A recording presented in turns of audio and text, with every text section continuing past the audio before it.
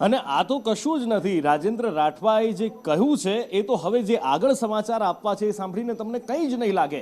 Road રસ્તા તૂટી ફૂટી ગયા છે, ચાલવું તો ચાલવું ક્યાં? રસ્તા પર જઈએ ત્યારે એ નક્કી કરવું પડે કે કયો ખાડો લેવો ને કયો ખાડો તારવો.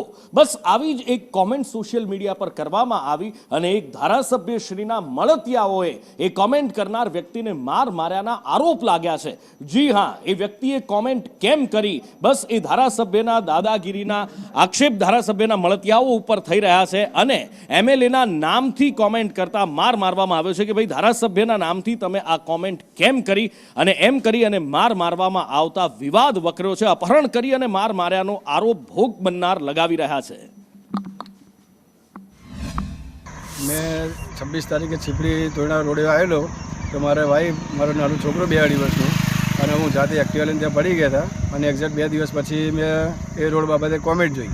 કોમેન્ટ જોયા પછી એ રોડમાં મેં કોમેન્ટ કરી કે ભાઈ રાજેશ ઝાલા સાહેબ છે એ કંઈ રોડનું કામ કરતા નથી ને ભ્રષ્ટાચાર થાય છે રોડમાં, પણ કંઈ દેખાતું નથી. આજે 2 દિવસ થઈ ગયા, પોલીસમાં મારી એફઆઈઆર નોંધતી નથી. પોતાના પરિવારની જે પીડા હતી, પડી ગયા હતા એના બાળક, એટલે એનું મન દ્રવિત થયું અને એને આ ભ્રષ્ટાચાર માટે એના ફેસબુક પેજ ઉપર પોતાનું પેજ છે એને આક્ષેપ કરી અને ધારાસભ્ય હોય કે કોઈ પણ એના ઉપર એને આક્ષેપ કર્યો.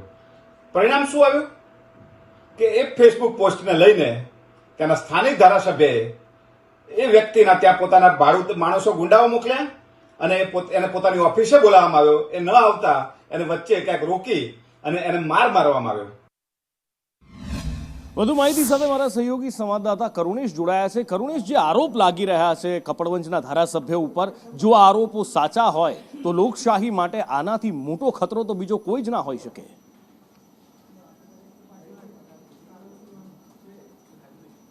બિલકુલ સાચી વાત છે નુપુર.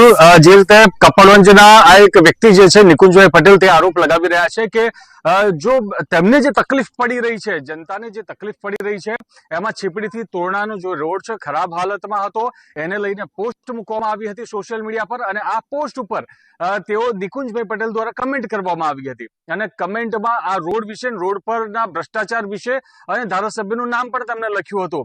બસ આ જ મામલો હતો. તેમનો આક્ષેપ છે નિકુંજભાઈનો કે આ જ મામલે ધારાસભ્યના મળતિયાઓ તેમને લઈ ગયા હતા, અપહરણ કર્યું હતું અને તેમને માર્યો હતો. ગમે તેમ કરીને તેઓ છૂટી ગયા હતા અને પોલીસને ડાયરેક્ટ કપડવંજ ડીવાયએસપીને કોલ કર્યો હતો. ડીવાયએસપીને કોલ કર્યા બાદ તેમને પોલીસની ગાડી મોકલી હતી. પોલીસની ગાડીમાં સુરક્ષિત તેઓ પહોંચી ગયા હતા ઘરે.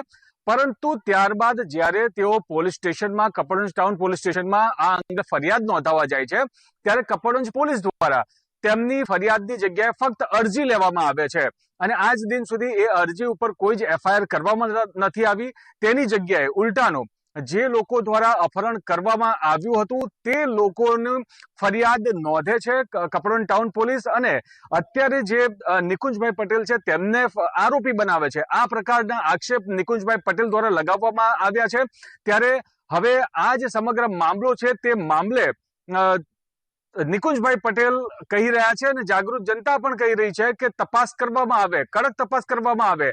તો આ સાથે કોંગ્રેસના જિલ્લા પ્રમુખ પણ કહી રહ્યા છે કે એક બાદ એક જે ધારાસભ્યોનો જે ઘમંડ વધી રહ્યો છે તે ભાજપ માટે આવનારા સમયમાં ક્યાંક ને ક્યાંક નુકસાનકારક છે. નુપુર.